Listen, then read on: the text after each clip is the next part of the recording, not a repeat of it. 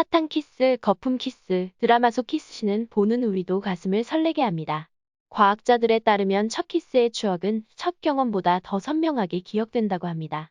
거의 모든 사람들은 첫 키스할 때의 장소, 시간, 느낌, 주변 상황 등 약 90%의 세세한 경험을 모두 다 기억하고 있다고 합니다. 이렇게 첫 키스는 우리에게 아주 중요한 경험이고 연애 후 첫 키스는 로맨스의 시작입니다. 이런 키스는 보는 것만으로도 생각하는 것만으로도 달달하게 만듭니다.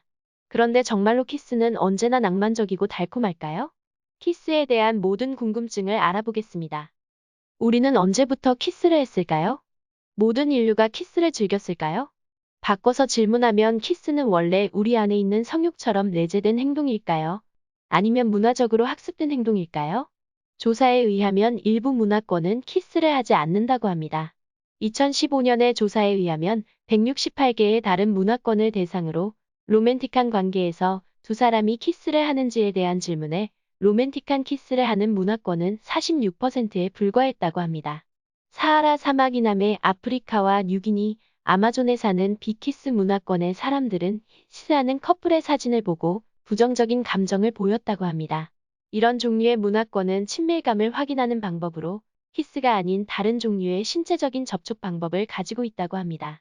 찰스 다윈도 1872년 자신의 저서에서 유럽인들은 키스가 애정 표현이고 사람의 본능적인 행동이라는데 너무 익숙해져 있지만 뉴질랜드 원주민 타히티, 파푸아족 에스키모인들에게는 키스라는 행위는 알려져 있지 않다고 했습니다.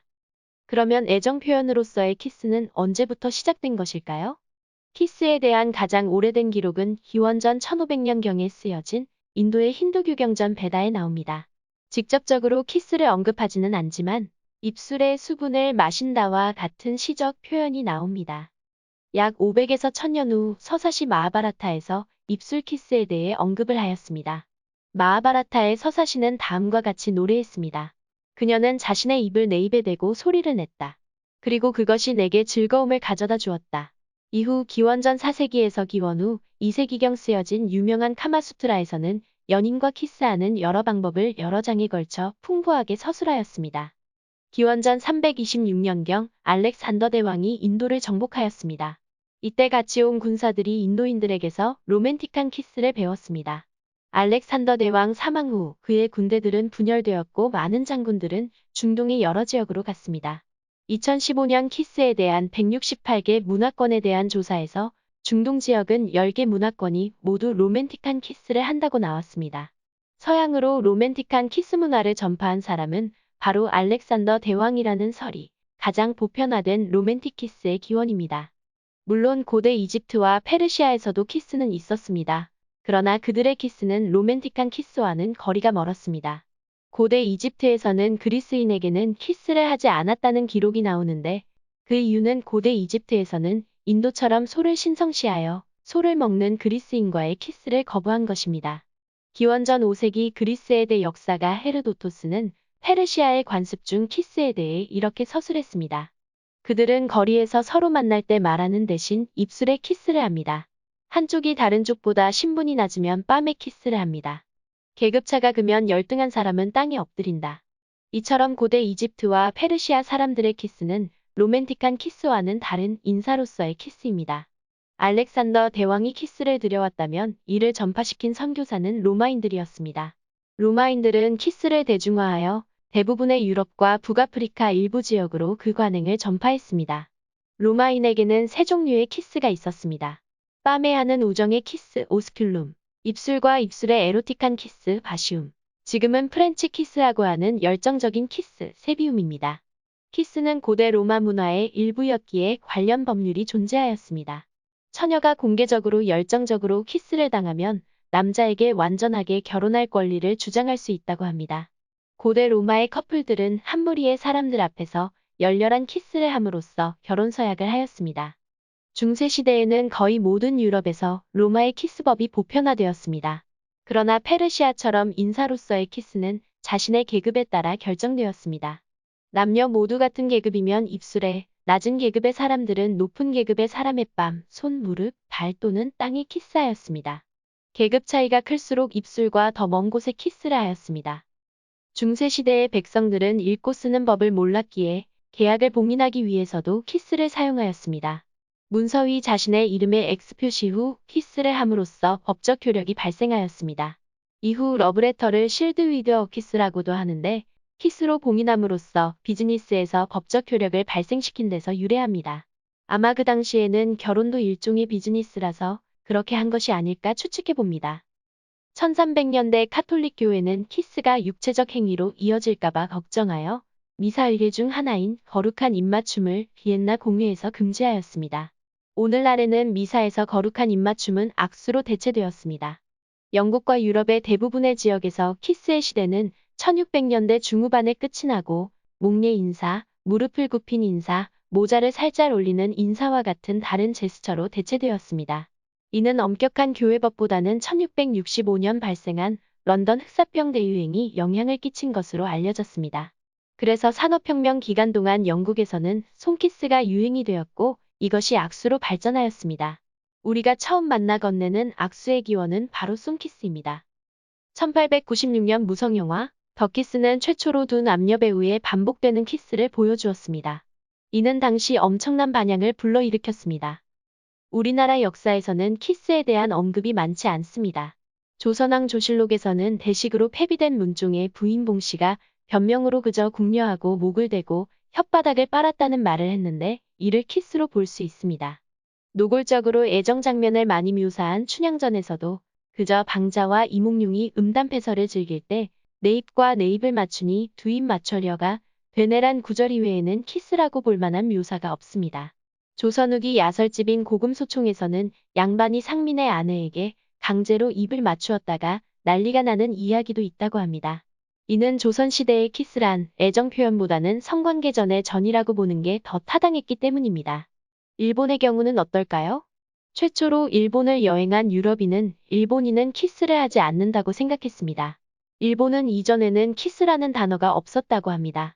1815년 네덜란드어를 번역하는 과정에서 처음으로 키스라는 단어를 만들었다고 합니다. 태국도 역시 로맨틱한 키스는 없었습니다. 태국은 입과 입을 맞추는 키스가 아니라 스니프 키스라는 행위를 합니다. 스니프 키스는 따스함, 감사함을 표현하는 행동으로 입술을 안쪽으로 모으고 코를 상대방의 뺨에 코를 대고 상대방의 냄새를 깊이 들이마십니다. 아직도 많은 태국 사람들은 키스를 전의의 행동으로 받아들여 공공장소에서의 키스는 용납하지 않는다고 합니다. 이렇게 상대방의 냄새를 맡는 행위는 북극의 이누이트족, 뉴질랜드 마오리족에서도 나타납니다. 뉴질랜드, 태국 및 전 세계 여러 문화권에서는 사랑하는 사람의 뺨 냄새를 맡는 것은 오랫동안 인정의 수단으로 사용되었습니다. 1897년 인류학자 폴드 엉조이는 많은 아시아 문화권에서 입에서 입을 대는 행위는 식인 풍습의 한 형태로 간주되었다고 합니다. 그렇다면 키스는 원초적인 욕구가 아니라 학습된 문화로 결론을 내려야 할까요? 이에 대해 일부 전문가는 다른 의견을 피력합니다. 일부 학자들은 키스의 기원을 새가 먹이를 새끼에게 먹여주듯 어머니가 아기에게 먹이를 씹어 먹여주는 행동에서 시작되었다고 주장합니다. 하지만 이상하게도 이런 행동은 인간에게서만 나타납니다. 다른 동물들에게서는 나타나지 않습니다. 유일하게 인간과 가까운 침팬지와 보노보만이 키스를 합니다. 침팬지는 키스를 화해의 한 형태로 사용합니다. 그래서 암컷보다는 수컷 사이에 더 많이 합니다. 즉 낭만적인 행동이 아닙니다. 침팬지의 사촌 보노보는 더 자주 키스를 하고 키스를 하는 도중 서로 혀를 사용하기도 합니다. 보노보의 습성을 조금만 관찰해보면 혀를 사용한다는 것이 별로 놀라운 일이 아닙니다. 보노보는 인사처럼 서로 성행위를 하는 유인원으로 이런 행위로 서로 간의 유대감을 구축합니다. 이런 보노보의 특징을 생각한다면 키스도 일종의 유대감을 구축하는 행위로 생각할 수 있습니다. 이 두 유인원과 인간을 제외하면 다른 동물들은 키스를 하지 않습니다. 물론 개, 돼지 등 많은 동물들은 서로의 주둥이를 서로 맞대고 냄새를 맡는 행위를 합니다. 그러나 서로의 침을 공유하거나 입을 포개지는 않습니다. 수컷 멧돼지의 경우 매운 냄새를 풍겨 암컷을 유혹합니다. 매운 냄새 안에는 안드로스테논이란 페르몬이 있어 암컷의 짝짓기 욕구를 유발시킵니다. 많은 다른 포유동물들도 마찬가지입니다. 쥐의 경우 페르몬뿐만 아니라 냄새를 통해 유사한 유전적 특징을 체크하여 근친상간의 위험을 회피하기도 합니다. 이렇듯 동물들은 냄새를 맡기 위해 서로 가까이 다가가야 합니다. 특히나 다른 동물에 비해 후각이 많이 떨어지는 인간은 더욱 더 가까이 다가가야 할 필요성이 있습니다. 1995년 발표된 연구에 의하면 여성도 쥐처럼 유전적으로 서로 다른 남성의 채취를 선호한다고 합니다. 유전자에 의해 생성되는 채취는 무의식적으로 파트너를 선택하는 데 도움이 될 수 있습니다. 일부 과학자들은 키스는 냄새 맡기에서 발전했다고 생각합니다. 첫 키스는 본질적으로 파트너가 일치하는지 결정하기 위해 냄새를 맡고 맛보는 원초적인 행동이라고 주장합니다. 그런 관점에서 키스는 상대방의 페로몬과 유전자를 감지할 수 있을 정도로 가까이 다가가는 문화적으로 허용되는 방법일 뿐이라고 합니다. 파트너를 선별해내는 행위로서 냄새 맡는 행위와 키스하는 행위를 동일시할 수 있지만 현재의 키스는 배우자를 선별해내는 그런 단순한 행위 이상의 지위를 가지고 있습니다. 이제는 영화와 TV를 통해 전 세계 모든 사람들이 키스라는 행위를 알고 있고 애정의 표현 방식으로의 키스를 받아들이고 있습니다. 연구에 따르면 서구 문화권에서는 평생 약 2만 분, 즉 2주라는 시간을 키스를 위해 사용한다고 합니다. 장기적인 관계에서 로맨틱한 키스는 중요한 역할을 한다고 합니다. 키스는 서로 간의 유대를 강화하는 중요한 수단입니다. 특히 여성의 경우 키스의 빈도와 파트너와의 관계 만족도 사이에 깊은 연관성이 있다고 합니다. 많은 사람들은 키스를 왜 하냐는 질문에 대부분은 그냥 기분이 좋으니까라고 대답합니다. 그런데 왜 키스를 하면 기분이 좋아지냐는 질문에 일반 사람들도 과학자들도 아직까지 그 대답을 명확하게 내놓지 못하고 있습니다. 라파에트 대학에서 심리학을 가르치는 웬디 힐 교수는 사랑을 표현하는 행위로 하는 키스에 의해 왜 좋은 감정이 생기는지에 대해 알아보기 위해 키스를 했을 때 우리 몸 안에서 일어나는 일련의 화학 반응을 조사했습니다. 스트레스 상태에서 분비되는 코르티솔과 사회행동을 조절하는 옥시토신이라는 두 가지 호르몬을 조사하였습니다. 특히 옥시토신 호르몬에 주목하였는데 옥시토신 호르몬은 애정과 애착을 불러일으키는 호르몬으로 종종 사랑의 호르몬이라고 불립니다. 2013년 연구에 의하면 옥시토신은 남성이 파트너와 유대감을 형성하여 일부 1차제를 유지하는 데 중요한 역할을 한다고 합니다. 반면 여성은 출산과 수유를 할 때 옥시토신이 홍수처럼 분비되어 모자 유대를 강화한다고 합니다. 웬디 힐 교수에 의하면 15쌍의 커플에게 손을 잡고 키스해달라고 했을 때 신체 변화를 살펴보면 스트레스 호르몬인 코르티솔이 남녀 모두 감소했습니다. 그러나 스트레스를 완화시키는 작용이 있는 옥시토신은 남성은 상승한 반면 여성은 남성만큼의 변화가 없었습니다. 그 원인을 찾기 위해 계속 실험을 거듭한 결과 여성은 실험실과 같은 딱딱한 환경에서는 옥시토신이 급증하지 않았지만 분위기 있는 장소에서 더 많이 분비되었다고 합니다. 여성은 분위기에 더 민감하다는 말이 단순한 속설이 아닌 과학적으로 근거가 있는 말입니다. 키스를 한다는 것은 상대방이 가지고 있는 어마어마하게 많은 세균과 박테리아를 받아들여야 하는 매우 위험한 행위입니다. 이런 위험을 감수하면서도 키스를 한다는 것은 상대방을 신뢰하지 못하면 하기 어려운 행위입니다. 이런 위험을 서로 감수하고 지속적으로 키스를 함으로써 서로 간의 신뢰를 높일 수 있는 것입니다. 신뢰와 안정감을 주는 키스는 행복 호르몬인 도파민도 다량으로 분비하게 하니 키스는 달콤하다는 말은 과학적으로도 맞는 말인 것 같습니다. 하지만 모든 키스가 달콤한 것만은 아닙니다.